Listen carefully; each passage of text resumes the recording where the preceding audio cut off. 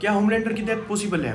और आज की इस वीडियो में हम यही देखेंगे कि कॉमिक्स में होमलैंडर को कैसे मारा गया था और शो में होमलैंडर को कैसे मारा जा सकता है। तो ये बात है तब की जब होमलैंडर की कुछ पिक्चर्स लीक हो जाती हैं जिनमें वो लोगों को मार रहा होता है, बच्चों को लिटरली खा रहा होता है और पता नहीं क्या क्या कर रहा होता है। और जब ये वीडियोस बाहर आती है तो होमलैंडर को इन सब कामों के बारे में कुछ याद नहीं रहता कि उसने कौन सा काम किया है और कौन सा नहीं। और ये सब देखकर होमलैंडर पागल से हो जाता है और वो पहुंच जाता है व्हाइट हाउस। वहां जाकर वो प्रेसिडेंट के सर को उखाड़ देता है। तभी वहां बुचर भी आ जाता है और बुचर को देखकर होमलैंडर बोलता है कि उसने ये सब नहीं किया, लेकिन अब उसको फर्क नहीं पड़ता क्योंकि सारी दुनिया जान चुकी है और सारी दुनिया देख चुकी है। अब उसको वैसे भी अच्छा बनने की एक्टिंग नहीं करनी पड़ेगी। लेकिन तभी वहां पर ब्लैक नोयर आ जाता है और बोलता है कि वो सब मैंने किया है। होमलैंडर और बुचर ये देखकर हैरान हो जाते हैं कि हमेशा ब्लैक नोयर के सूट के अंदर होमलैंडर का एक क्लोन था। और ब्लैक नोयर ऐसा क्यों करता है, इसके पीछे भी एक पूरी की पूरी स्टोरी है। जब होमलैंडर का जन्म हुआ तो उसने सबसे पहले पैदा होते ही अपने आसपास वाले डॉक्टर्स को जलाया। इतना सब होने के बाद भी वोट ने उसको नहीं मारा क्योंकि वोट पहले ही उस पर बहुत ज्यादा पैसा लगा चुका था। इसलिए उन्होंने एक ऐसा तरीका ढूंढा है जिससे कि अगर होमलैंडर कभी अमेरिका और वोट के अगेंस्ट जाए तो वो उसको मार सके। तभी वोट ने होमलैंडर के डीएनए के साथ चेंज करके ब्लैक नोयर को बनाया। जब द सेवन की फॉर्मेशन हुई